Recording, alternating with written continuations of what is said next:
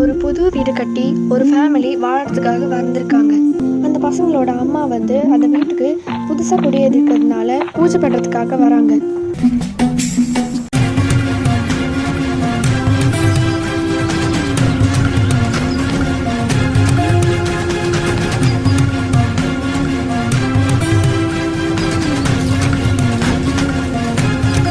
அவர் left side திரும்பி படுத்துருக்கும் போது அவருக்கு கீழே ஒரு மரம் தெரியுது.